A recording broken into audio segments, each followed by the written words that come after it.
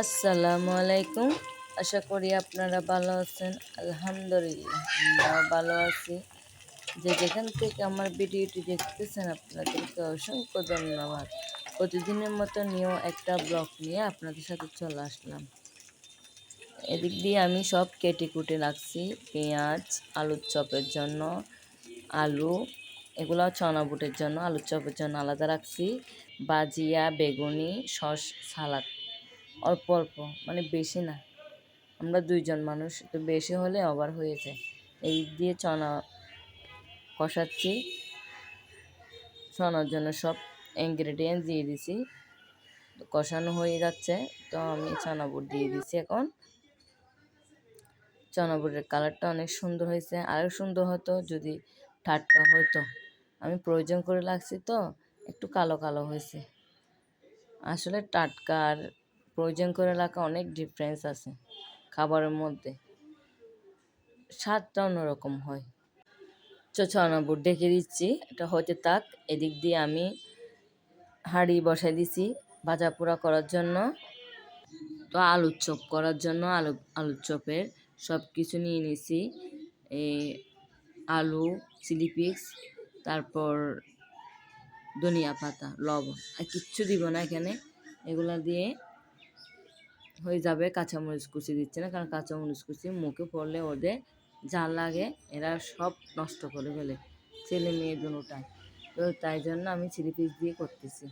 সরষের তেল থাকলে ভালো হতো, কিন্তু বাসায় সরষের তেল নেই। সরষের তেল দিয়ে আলুর চপটা অনেক ভালো লাগে। তো প্রথমত আমি বেগুনি দিয়ে দিছি। আজকে পেঁয়াজও করতেছি না, পেঁয়াজও বাসায় আছে তো দুইটা অলরেডি। তো শুধু শুধু আরও কতগুলো বানাই, লাভটা কি? দুইটা খেলে না এরা, এর থেকে বেশি আর খায় না। এই 30 রোজাতে প্রতিদিন আমার থেকে এই কষ্টটা করতে হবে। দুইটা একটা সামনে দেখবেন আরও দুইটা বেগুনি হবে। এখন 4টা হচ্ছে, তো সামনে দেখবেন আরও 2টা হয়ে যাবে। মানে আস্তে আস্তে ভাজা পোড়াটা কমে যাবে। তারপরে কি, ভাজা পোড়াটা একটা হলে একটা আমার থেকে চলে দিতে হবে।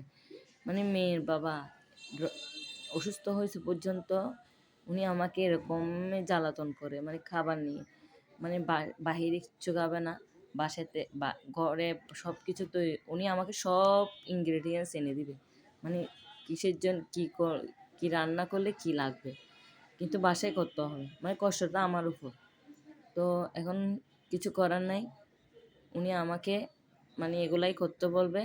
আমি যদি হাজারও বলি আজকে আমার থেকে ভালো লাগতেছে না, আজকে বাইরে থেকে উনি আনবে না। উনি বলবো যে খাবে না, উনি খাবে না, রাগ করে বলবো যে খাবে না, তারপরে উনি আনবে না। ওনার এমন একটা স্বভাব। তো এদিক দিয়ে আমার ভাজি হয়ে গেছে, ভাজি আলুর চপ এগুলো ডান। তো রং চার জন্য সব কিছু দিয়ে দিছি।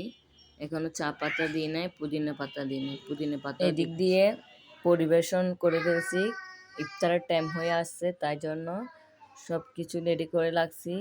এই দেখেন কালকের পেঁয়াজু, তারপর বাইগুনি, তারপর আলুর চপ একটু খড়াই মানে বেশি তেলে ভাজা হয়েছে। মানে আমি এদিক দিয়ে কী কাজ করতেছি, বেশি কালো কালো হয়ে গেছে, তো কিছু করার নাই, খেয়ে ফেলবো।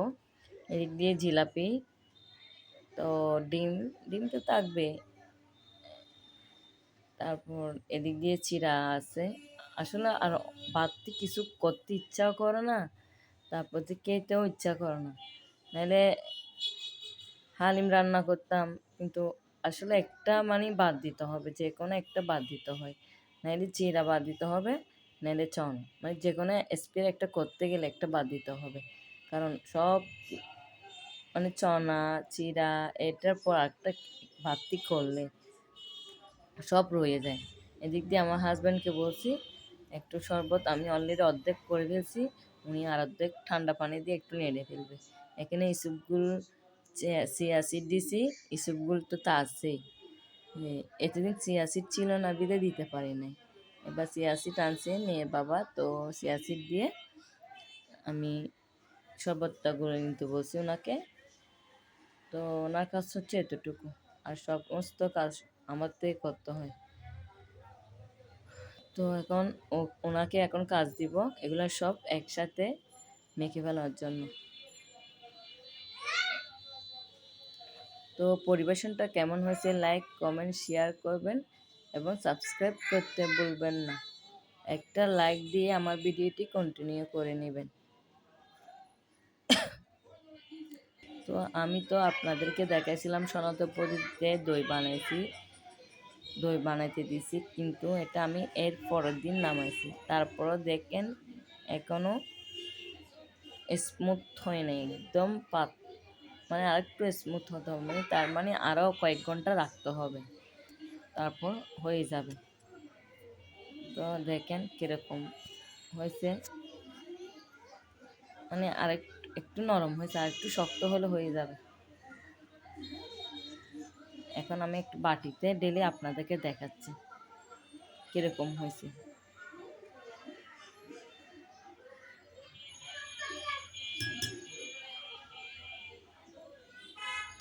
অনেক নরম হয়েছে।